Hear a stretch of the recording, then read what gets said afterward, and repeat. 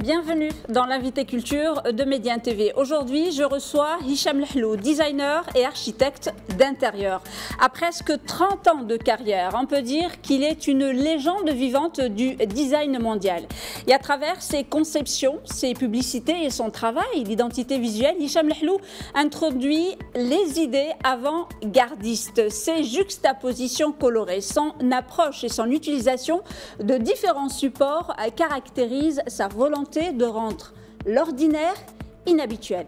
Hicham Lehlou, tout d'abord, merci beaucoup d'avoir accepté notre invitation. Merci pour l'invitation. Alors, je profite de votre passage avec nous ici sur le plateau de Média TV pour vous demander, poser une toute première question par rapport à cette polémique de Zlige. Vous qui travaillez sur le patrimoine marocain, comment vous avez réagi à cette question? Je trouvais que la réaction du Royaume du Maroc était logique. Fait partie du patrimoine. Le Zlige de Fès en question est protégé, est déposé et labellisé. On peut aller même plus loin, on a aussi le Zlige de Tétouan. Donc voilà, ça fait partie de notre identité, de notre patrimoine, et je trouve que la réaction du ministère de la Culture était à sa place. Voilà. Alors, Hicham Lehlou, vous êtes de passage dans la région parce que vous étiez à l'Institut national des beaux-arts de Tétouan. Vous animiez des masterclass avec des étudiants du Maroc et, si j'ai bien compris, également des étudiants de France. Qu'est-ce que vous pouvez nous dire justement sur ces quelques jours en compagnie de cette, peut-être, la future génération de designers?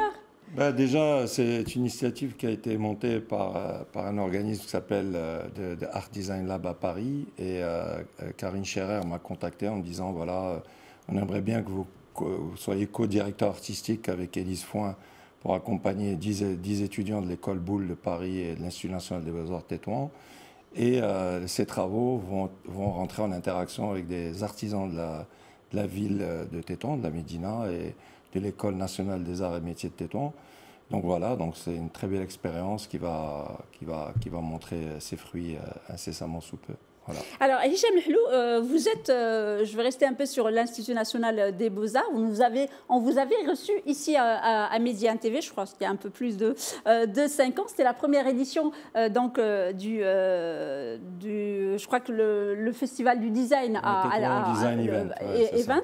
Donc, quel regard justement vous portez sur cette discipline au Maroc et comment elle est portée aujourd'hui par nos institutions de formation? Écoutez, c'est une bonne question, sur laquelle, si je puis dire, je milite beaucoup. Donc l'Institut national des beaux-arts est très ancienne, elle a plus de 80 ans. C'est une institution respectée, reconnue sur la scène nationale et internationale. Et je salue au passage Simé Dizouar qui fait un travail remarquable avec son équipe et qui m'invite régulièrement, et aussi en collaboration avec l'Institut français du Maroc, avec des organismes qui soutiennent nos actions, dont celle actuelle. Et donc, ce qui nous manque au Maroc, c'est qu'aujourd'hui, on accuse un très grand retard. C'est-à-dire, si on va dans une université publique ou privée et qu'on veut faire une filière 100% design, ça n'existe pas. Voilà, le Maroc n'a pas de filière 100% design au niveau des universités. Donc, alors que si on va dans les pays anglophones africains, ça existe depuis bien longtemps. Et certains sont arrivés jusqu'au PhD, jusqu'au doctorat en design dans la recherche. Donc aujourd'hui, on parle beaucoup d'innovation. Il y a, je ne sais plus combien, le gouvernement a débloqué 300 millions de dirhams pour l'innovation. Mais c'est antinomique de parler d'innovation sans parler de design, parce que le moteur de l'innovation et même de la transformation numérique, c'est le design. Donc c'est le maillon qui manque, et c'est le maillon qui est le plus important. On peut citer des pays comme la Corée, on présente nos sincères condoléances au peuple coréen et à la Corée par rapport à cet effroyable épisode qu'ils ont vécu, mais c'est un pays qui a compris ça depuis longtemps, qui a inclus dans sa stratégie nationale les industries créatives et culturelles, et aujourd'hui ça se chiffre en milliards. Ils ont compris que ça permettait de créer des emplois, de dynamiser des entreprises. La preuve en est, c'est que la Palme d'Or de Cannes au dernier festival, c'est un film coréen. Donc, ils ont réussi leur pari, ils sont encore en train de le réussir. Et donc, on doit mettre l'accent sur l'enseignement supérieur en matière de design. Et je dirais même mieux, ça veut dire de la petite enfance jusqu'au bac, où là, même ceux qui ne passent pas le bac, il n'y a pas de problème, qu'on inculque cette notion de design, d'innovation, de créativité pour éveiller les sens et rendre les enfants plus curieux et créer des vocations de demain. Voilà. Alors, justement, en parlant de formation, vous avez eu votre bac au Maroc, vous êtes parti en France et vous avez obtenu votre diplôme en 1995. Oui. Ça fait, je le disais, ça fait presque 30 ans hein, parce que vous exercez ce métier. Si vous deviez revenir un peu en arrière et vous souvenir un peu du premier travail que vous avez fait au lendemain de votre diplôme, des premières expositions, des premiers contacts dans le milieu entrepreneurial, qu'est-ce que vous garderiez justement de cette année 1995 et un peu peut-être plus tard? Je vais dire quelque chose d'honnête et de sincère. C'est que j'étais content de finir, mais avec le temps, j'aurais bien aimé rajouter 2 ans. D'accord. Voilà, donc on est un petit peu dans... On a hâte de voler de ses propres ailes, on a envie de travailler, on a envie de gagner sa vie, on a envie de monter des projets. Puis à l'époque, dans le milieu du design international, quand arrivé, bon, le Maroc, pour eux, c'est quoi? C'est l'artisanat, c'est les vacances, c'est le folklore, etc. Mais on n'entendait pas encore parler, il y a plus de 25 ans, ou même plus, de design intrinsèquement. Donc c'est ça qui était le rêve absolu, c'était comment moi arriver sur la scène du design international. Je n'avais pas la recette, je ne savais même pas comment y arriver. Mais c'est à force de travail, à force de ténacité, et surtout grâce à des gens que j'ai croisés sur mon chemin, et ça continue, alhamdoulilah, à bientôt 50 ans. Et c'est grâce à ces gens que j'ai pu exister, que je continue à exister. Parce que si on ne croit pas en vous, même maintenant, et qu'on ne vous donne pas la chance de vous exprimer, et même de faire un projet que vous n'avez jamais fait, comment voulez-vous le faire? On ne peut pas le faire. Et donc, si vous voulez, c'est comme ça que j'ai commencé à être invité dans des expos, à l'Institut du monde arabe, à Maison et Objets à Paris, à Milan, les publications dans les magazines. Donc tout ça, c'est ce qui m'a permis de commencer, que mon nom commence un petit peu, si on peut dire, à être tracé. Parce qu'on ne se rend pas compte, mais les gens vous suivent, vous regardent. Bien sûr. Et à un moment, on vous appelle, ah bon, ouais, on veut écrire tel article sur vous, on veut faire un portrait. Et merci aux médias du fond du cœur, parce que sans les médias, on n'existerait pas. Et les gens, malheureusement, parce que c'est une mentalité chez nous qui est comme ça, ah, pourquoi ils parlent, Tibem, Tiesborasso, donc c'est pas ça. On a besoin, comme un sportif, comme un acteur de cinéma, de parler de son travail, c'est de l'amour, c'est du partage, c'est du don de soi, et on a envie d'expliquer ce que nous faisons. Ça me sert, mais ça sert à la cause du design d'une manière générale, des consoeurs, des confrères qui aujourd'hui, ils font un travail remarquable. Et il y a une communauté qui est de plus en plus grandissante, et en Afrique encore plus. C'est un continent qui est bouillonnant, qui a des grands talents. Et encore, pour le finir, le plus grand architecte du monde, Pritzker 2022, est un Burkinabé, Francis Kéré, qui a eu le prix du Pritzker, qui est l'équivalent d'un prix Nobel d'architecture. Donc l'Afrique aujourd'hui est en train de marquer son territoire, aussi bien ici et qu'ailleurs. Alors, je vais rester dans le filon parce que moi, j'avais préparé mes questions, on va aller dans l'ordre, mais là, c'est trop facile parce qu'on parle d'Afrique et je sais que vous portez vraiment l'Afrique en vous. Vous avez vraiment envie que le design africain rayonne, mais le plus maximum. Moi, je sais que ces rayons arrivent partout. Alors, justement, vous venez de créer, vous avez annoncé en septembre la création donc, de l'organisation africaine de design. Qu'est-ce que vous attendez justement, vous et des autres et qu'est-ce que vous pouvez faire justement concrètement pour que ce design africain puisse briller le plus loin possible? J'ai une initiative de créer, de lancer l'idée de l'Africa Design Organization pour rester aligné par rapport à la World Design Organization, qui est une organisation qui a été fondée à 65 ans. Je rappelle que j'avais été nommé représentant pour l'Afrique sous la présidence du professeur Mugendi Mrita, qui est le premier président africain de l'organisation de 2015 à 2017. De 1957 à 2017, l'organisation s'appelait ICSID, International Council Society of Industrial Design, parce que l'épine dorsale du design, c'est le design industriel. Après, le design s'est globalisé, il est devenu transversal, il touche toutes les disciplines de plus en plus. Et là, ils ont changé de nom et c'est devenu World Design Organization. Après, on m'a demandé de me présenter aux élections. Sans délégation, j'ai réussi à être élu. Donc, j'étais le premier Marocain, Nord-Africain et africain et monde arabe et de l'Afrique francophone à être élu, et le deuxième Africain de l'histoire, member of the board, membre du conseil d'administration, par mérite. Et après, le président, après m'a nommé, le nouveau président m'a nommé conseiller pour l'Afrique, et l'actuel qui est américain m'a nommé envoyé spécial. C'est la première fois que le titre a été créé dans l'histoire de l'organisation, et conseiller pour l'Afrique et la région MENA, c'est-à-dire North Africa et Middle East. Et donc voilà, donc l'idée c'est de créer cette organisation pour fédérer porter le leadership du design, mais d'une manière transversale à tous les niveaux, sur un plan de vue politique, diplomatie parallèle, soft power, sensibiliser les acteurs publics et privés, etc. Et qu'est-ce que, bon, en tant que, parce que je ne suis pas tout seul, on est un groupe à avoir, on est en train de monter l'idée, on attend un soutien pour qu'on puisse bénéficier d'un bureau, qu'on puisse nous permettre de travailler, et puis après, on aura des adhérents, on aura des sympathisants, et on mettra en place notre programme qu'on est en train d'écrire, pour pouvoir, et surtout qu'on va devenir membre, Inch'Allah, de la World Design Organization pour porter la voix de l'Afrique et qu'on ait une organisation qui nous représente en tant qu'Africains. Voilà. Alors, je reviens donc à mes questions. En 2007, vous organisez, en fait, ça fait 15 ans. Oui. En fait, on organise pour vous votre première exposition individuelle. Donc, c'était à l'Institut français donc, de Rabat et de Casablanca. Et depuis, donc, le parcours, donc, il s'est vraiment diversifié. Je veux dire, aujourd'hui, vous touchez à tout.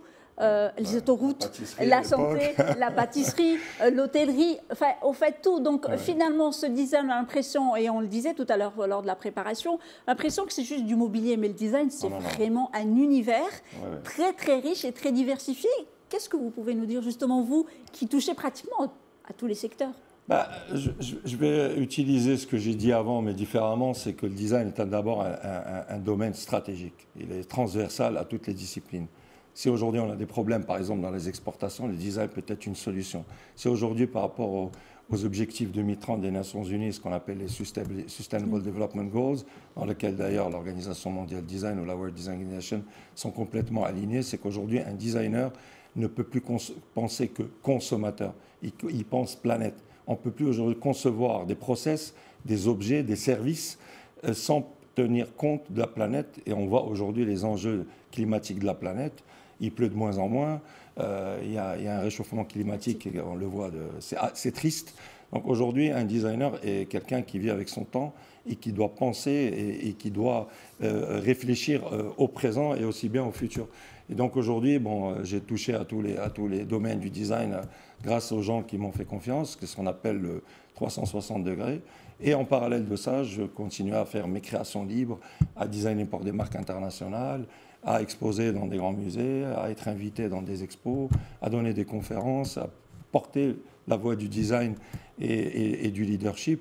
Et cette année, j'ai été très touché parce que le Salone del Mobile à Milan, qui est le plus grand événement de design au monde, m'a consacré un portrait avec un titre incroyable et pour célébrer parmi d'autres designers internationaux qui ont été choisis. Ils ont mis ça sur leurs réseaux sociaux, sur leur page, sur leur site web. Et c'est toujours important d'avoir une reconnaissance et d'avoir un encouragement parce que ça nous donne envie de continuer à travailler, à nous battre. Parce qu'être un entrepreneur aujourd'hui, c'est compliqué.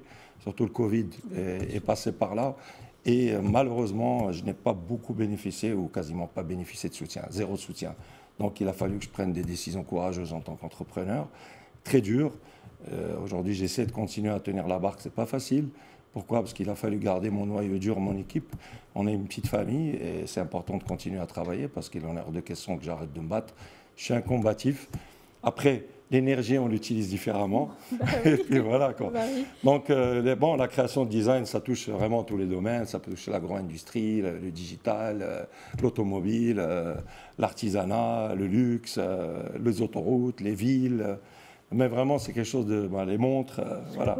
Non, en tout cas, comme on voit sur les images, vous avez touché pratiquement à tout. Et justement, depuis justement ce premier objet que vous avez peut-être un jour dessiné, est-ce que vous imaginez un peu tout le travail de création que vous faites aujourd'hui? Parce qu'on ne s'en rend pas compte. Hein. Vous êtes certes le designer, celui qui crée, celui qui dessine, mais il y a bien quand même de la création qui vous accompagne. Donc, tous les objets que vous faites, donc il y avait... Comme vous venez de le dire, donc il y a quand même une équipe. On aimerait bien que vous nous parliez justement de ces gens qui vous entourent, parce qu'on ne les connaît pas, mais c'est les petites mains qui vous aident aussi. C'est pas des petites mains, c'est des grandes mains, parce que c'est franchement, on dit marocaine, une main seule ne peut pas applaudir. Donc moi j'ai une équipe, c'est comme une équipe de foot, il peut y avoir du Mbappé ou de tout ce que vous voulez dedans, mais s'il n'y a pas un coach et un assistant coach et tout un staff derrière, l'équipe ne peut pas réussir. Parce qu'il faut toujours un chef d'orchestre, mais c'est le chef d'orchestre avec ses composantes qui font qu'on réussit collectivement. Malheureusement, dans la société marocaine, dans la mentalité, pas qu'au Maroc et dans d'autres pays aussi, il n'y a pas cet esprit collectif. Et je pense que c'est quelque chose qu'on devrait inculquer à la nouvelle génération. Les gens qui sont avec moi sont en moyenne entre 27 et 30 ans, 32 ans maximum. Ils ne m'accompagnent depuis une dizaine d'années. Et donc, voilà, donc c'est un travail de collectif, de travail. Il y a les créations libres qui peuvent ne pas être si libres que ça quand c'est des marques internationales. Donc là, il y a un cadre, on travaille pour des marques et pourquoi en créer, etc., etc. Vous travaillez pour l'ONCF, pour la ligne à grande vitesse, où j'ai eu l'honneur de saluer ici dans l'INSRO auprès des architectes qui ont fait un travail extraordinaire, plus que des gares, mais des pôles urbains, donc Tangéville, Kenitra, Casa Voyageur et Rabat Agdel. Donc j'ai travaillé sur la scénographie, le design du mobilier de différents espaces, comme la business class, etc. Ben là, on ne crée pas comme ça librement. C'est un cadre, il y a une direction d'exploitation. Comment on crée le mobilier? Est-ce qu'on donne une charte de couleurs pour entrer dans un univers de marque, parce que le Borak, c'est une marque, voilà, etc., etc. Donc, tout ça, c'est un travail de réflexion de longue haleine qui prend du temps. Quand on fait un haut-vent autoroutier, le haut-vent autoroutier de l'autoroute du Maroc, ben, j'ai jamais designé d'auvent. Ben, à l'époque, l'autoroute du Maroc m'a fait confiance, j'étais beaucoup plus jeune. C'est un projet qui a duré 6 ans. Et du coup, ben, les ingénieurs m'ont ouvert les bras, m'ont écouté, m'ont fait confiance. J'ai été accepté dans cette famille, parce que c'est des corporations de métier. Un cheminot, c'est une corporation, c'est une famille. Les ingénieurs, génie civil, c'est une famille. C'est ça qui est beau, c'est qu'à chaque fois, j'ai eu la chance, parce qu'on a des grandes compétences dans ce pays qui sont jalousées, qui sont reconnues dans le monde entier. La preuve en est, c'est qu'on a malheureusement la fuite des cerveaux. Chaque année, je ne sais pas combien de centaines d'ingénieurs partent, ou de médecins ou autres, parce que les Marocains, et d'une manière générale les Africains aussi, que nous sommes, ont des compétences qui sont reconnues, etc. Donc c'est un travail d'équipe, c'est un travail de réflexion qui demande du temps, beaucoup de patience. Après, tout dépend du donneur d'ordre. Il y a des donneurs d'ordre qui sont formidables, qui sont patients, qui savent mettre en émulsion la curiosité et la créativité, parce qu'on s'adresse à des créatifs. Il y a des gens qui ont le don de savoir dialoguer et mettre en émulsion un créatif ou une équipe de créatifs. Il y a des gens qui ne savent pas, qui sont dans une démarche bureaucratique et qu'il y a des blocages. Il y a eu des projets qu'on n'a pas pu finir parce qu'il n'y a pas eu la possibilité de dialoguer. Donc, ce n'est pas donné à tout le monde. Oui. Mais tant est-il, c'est une belle aventure qui continue. Et voilà. Donc, comme vous le disiez, vous travaillez avec du public et du privé, avec de grosses entreprises, en l'occurrence l'ONCF, les autoroutes du Maroc ou certaines enseignes d'hôtellerie. Mais où est-ce que vous vous sentez le plus, vous, Hicham Lhlou, c'est-à-dire ce créatif parce qu'au final c'est des commandes, donc voilà, c'est réglementé, vous le dites parfois, ça n'aboutit pas, bien sûr, mais j'imagine que c'est vrai que vous êtes designer architecte intérieur, mais vous êtes aussi un artiste. Ah ben ça c'est clair, indéniablement. En fait, je vais être très franc avec vous. En fait, je vais être très franc, ça me gonfle de plus en plus de gérer une société, je trouve ça que c'est fatigant, ça me bouffe mon énergie, je crée moins. Qu'est-ce que vous voudriez le faire? Voilà, pourquoi? Parce que ça me bouffe mon énergie. Je pense que des gens comme nous au Maroc, des brillants, des gens qui ont réussi dans le design, dans la mode, aujourd'hui il y a beaucoup d'investisseurs ou de banques ou des fonds d'investissement qui investissent dans le digital. Mais pourquoi ils n'investisseraient pas sur nous pour nous permettre de continuer, de développer, de nous exporter encore plus?